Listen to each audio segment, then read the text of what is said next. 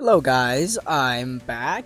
I had some issues with recording, audio recording, not visual recording, so I couldn't upload in the past 2 weeks because I just changed my phone from an iPhone SE to an iPhone 17, so now I have to use a Type-C microphone, which I don't have, so I bought an adapter, which kind of took 2 weeks, which, yeah, it was way too long, but hey, I'm back. And yeah, I'm gonna be making videos as usual now. So in our first video pack, which is this one, I'm gonna be testing out Dartrix. So Dartrix is the evolution of Rowlet. It's slightly bulky, which is honestly great to cover. It's absolutely horrendous typing, being grass flying, double weak to ice, and having 5 total weaknesses. So let's see. Can this energy ball buff Dartrix somehow get wins in the Open Great League? Okay, so here we're Dartrix into a Gastrodon. This is a really dominant matchup. So as you can see, I'm building up to literally 100 energy. We also do win CMP into Gastrodon. In comes a Pidgeot in the back. I'm not sure if this is Shadow or non-Shadow. I couldn't see. Okay, it's non-Shadow, but we still take insane damage from that Gust. Hopefully they're not on Heat Wave, because if they are on Heat Wave, this matchup could get quite weird. Pidgeot into G-Fisk. They're not on Heat Wave, I don't think so. They use Brave Bird, so now they're triple debuffed on the defense side. And they send in Clodsire, hoping to catch a Rock Slide. Catch is unsuccessful. I still have a shield, they don't have any more, so they're just gonna quit. Into the next match. Okay, so we're leading Corsola into Shadow Zard. Shadow Zard loses this matchup, I think. G Corsola actually has a really dominant matchup there. My opponent sends in the Gastrodon, and I send in the Dartrix. A thing that I do not want to happen is for my Corsola to take too much damage from this Gastrodon, because I really want to save that health for the Shadow Zard. So, Dartrix is going to be able to tank all these moves. Look, we're building up to near 100 energy. Okay, so I built up to 96 energy now, and I'm going to fire off this Energy Ball. Energy Ball will be no-shielded. It picks up the knockout. I think they're going to send in that Shadow Zard. In the back, it's probably a Grass type. I'm going to overfarm, go for that Energy Ball. And I don't know, they might not shield. If they no-shield, does this KO? Probably not. There is still a chance, of course. Oh, it does. Okay, that's amazing. So, I think my opponent just quit the game on the spot, because in the back is an Empoleon. Okay, well, that... honestly, Corsola could have dealt with that really easily. We're just gonna Brave Bird here. Do a lot of damage. Oh my god, look at that damage. And we have, what? What's this? 90? No, 80 energy stored on our Corsola. Nightshade will easily pick up the knockout here. It's an Empoleon. It's not the bulkiest Pokemon. And that's a good game. Alright, now we're going into the next match. We're going to be leading Corsola into a non-Shadow Fortress. And they're going to be on Volt Switch. So, I'm going to throw this Nightshade on good timing. And I am able to sneak a full Astonish through. My opponent is on 4, so they're going to fire off the Rock Tomb. They're now 3 away from the next move. However, they do decide to just settle for the Sand Tomb, which is just 2 Volt Switches away. That does absolutely no damage. Corsola basically takes 0 damage. We are just way too bulky, by the way. This is not a high PvP IV Corsola, not a high rank Corsola, I mean.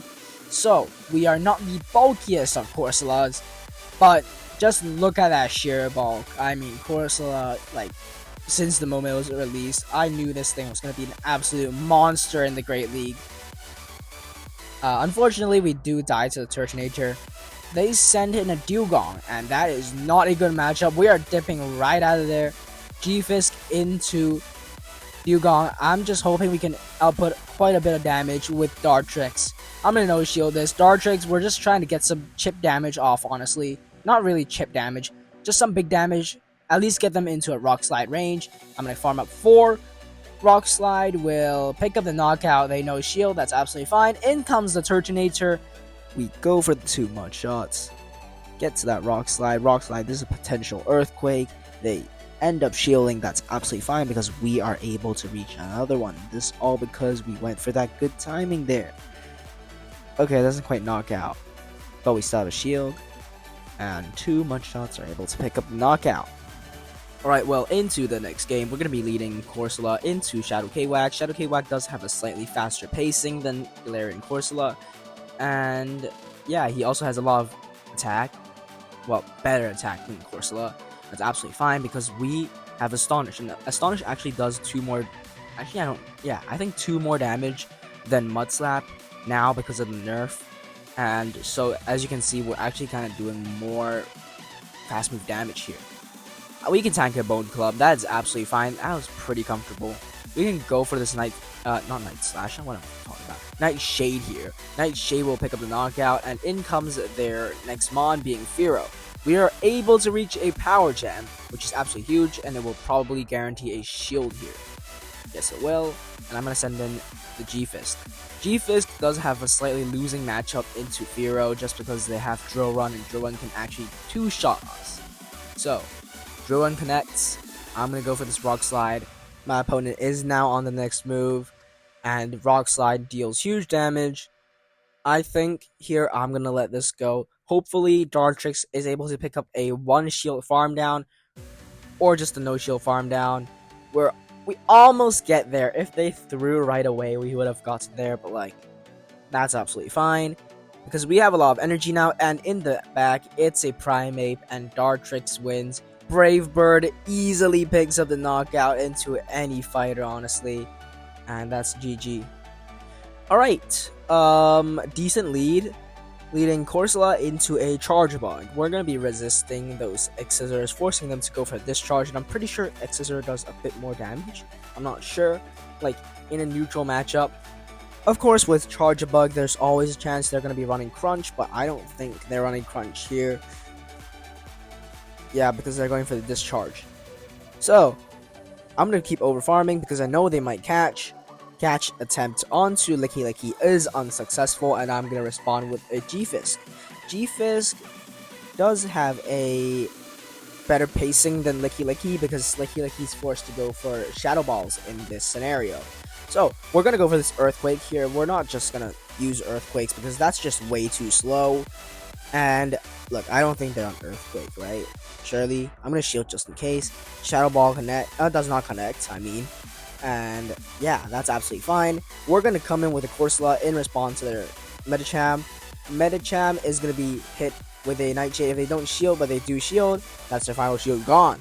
Okay. I'm going to let this go. Ice Punch doesn't quite knock out. No, the 1 turn... Okay, we just missed 1 turn and we didn't get to that Nightshade. That's really unfortunate. I'm gonna have to shield this up. This Ice Punch into a Dartrix. And okay. I'm gonna overfarm. I was kind of hoping to catch onto that G-Fisk there, but that's absolutely fine. Back in comes Charger Bug, so I'm gonna send in G-Fisk. Combo play with that Rock Slide. Rock Slide is gonna be able to pick up Knockout. If Medicham comes back in, I think I'll be able to maybe force energy out of them just because we're so close to that Earthquake. Yes, we are able to force energy out of them. This is a dynamic punch. They're energy dry now, absolutely energy dry, and I can go for, well, build up to the double energy ball. An energy ball, even though they caught it onto Licky Licky, that's gonna pick up the knockout. We still have energy left over. They're not quite at the Ice Punch yet, and we win CMP anyway, so we're gonna peck once and go for that Brave Bird flex, baby. And my opponent quits the app. Okay. So, into the next game, we're going to be leading Corsola into a Shadow Primeape. Absolutely amazing lead. My opponent safe swaps into Wigglytuff. Not something you see every day. I'm going to respond with our G-Fisk, and we're going to be tanking those charms like a champ. Icy Wind is going to connect. It does absolutely no damage to our G-Fisk, bulky G-Fisk. We're going to go for that Earthquake. Earthquake is going to get them down to around 1/3 of their max HP. And I'm able to get to that Rock Slide. Rock Slide, will it connect? Yeah, probably. Because they can survive. But now they have that risk of being farmed down. and that will get us a lot of energy. Even after debuff, that energy is really threatening. Earthquake just got buffed into 120 power, and now Earthquake is gonna connect into that Shadow Primate. If they no shield, that's gonna be huge damage there. Yes, they no shield. That's absolutely insane. And now I'm gonna go in with Corsola because they have that risk of running Ice Punch. In comes their final mon, and it's Bastiodon. This is an extremely toxic team, and I do not want to see that. I really do not want to see that because I want to see Bastiodon into my G-Fisk. G-Fisk is kind of my answer to Bastiodon in this team, but we still do have two very healthy mons, so hopefully we are able to pick up the knockout into Bastiodon without losing too much health. So, I mean, we're Corsola. So we have a faster pacing than Bastiodon. Bastiodon is one of the slowest mons in all of Open Great League meta. Aegislash is also one of those. Another one being Azumarill. So Azumarill, Bastiodon, and Aegislash. They're the slow mons of this meta. Vacuum's Primate, going for that combo play. Combo play is successful by my opponent. Rage Fist will knock out Corsola, but they're just too low. So Dartrix is able to get the farm down. In comes Bastiodon. Bastiodon is actually in a energy ball range. So that's absolutely amazing because we are almost at the double. Energy ball is going to be shielded. Second one, that's going to connect and that's going to pick up the knockout, right? Yes, it will. Okay, that's GG. Alright, going into the final match, we're going to be leading Corsola into Shadow Kingdra. This is a very dominant matchup for Corsola just because we're going to be able to tank those Swifts. They're only going to be able to fire off Surfs. And, well, in comes Furret. Furret, yeah, it's a great Pokemon into Corsola, but we're going to be able to respond with that G-Fisk. G-Fisk, big boy Earthquake. Will it connect? I think yes, because they can actually survive it, but they were already in Rock Slide range. Just shows how powerful this Earthquake buff is, honestly. G-Fisk is now top meta just because of this buff. I'm going to send in Dartrix, let G-Fisk go. G-Fisk has done his job. It has gotten that Furret down to a really low health. In comes the Tinkaton, and I'm going to be firing off this Brave Bird, hoping to do some chip damage. I'm going to send in Corsola now. Corsola does not have a good matchup into Tinkaton usually, but it's a 2-shield, so it might change. I'm not sure if it wins 2 shields. And also, they're pretty low because I fired off that Brave Bird. I'm going to shield up Gigaton Hammer because that would have knocked out my Corsola pretty comfortably, I think. Gigaton Hammer is just too broken, honestly, I think. Okay, well, in comes the Shadow Kingdra. This is definitely a Surf. Worst possible case for my opponent is if I call a Swift bait. So I'm just going to shield up. I think they're going to go for the Surf. Nightshade is going to be shielded. They can't touch my Dartrix with Surf. So I will catch that Surf onto my Dartrix. Surf does connect. I'm going to farm up. Go for the Energy Ball. I do have the Brave Bird. I'm not going to do it because then that's just going to drop my defense too much and I can't deal with this Kingdra. I mean, they're going to be able to knock me out anyways, so that wouldn't really have mattered. Swift, yes, picks up the knockout, but Corsola is just way too healthy, and that's GG. So, okay, in general, I think Dartrix is a very, very good mon just because of this Energy Ball buff recently, but it's nowhere near top meta still. Like, yes, it's good, but it's walled by Tinkaton, Corviknight, and just Steel types being really dominant in this meta. I think one type that's going to be anti-meta, it's not going to be Grass. It could be Electric, honestly, because Water and Steel types are really dominant. Wigglytuff's been nerfed, so now Morpeko is back in the meta, but no, not Dartrix. Dartrix nowhere near top meta still. Dartrix is amazing because of its bulk, but used to be amazing because of its spamminess, and I think not running Seed Bomb just kind of removes that spamminess.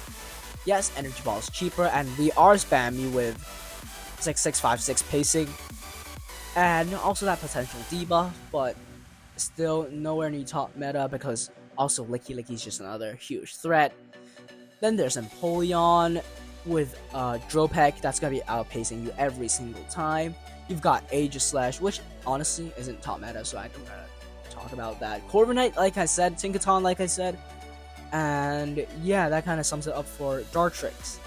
Dartrix is a really fun mon to play. I really enjoyed playing it, and honestly, I will definitely use it again in some other video in the future, but yeah, nowhere near top meta still. Yeah, okay. So that's it for this video. That kind of, yeah. Also, I'm really sorry for not posting that frequently. Yeah, I'll be posting more frequently now, and that's it for this video. So, hope you enjoyed, and I'll see you in the next one. Bye.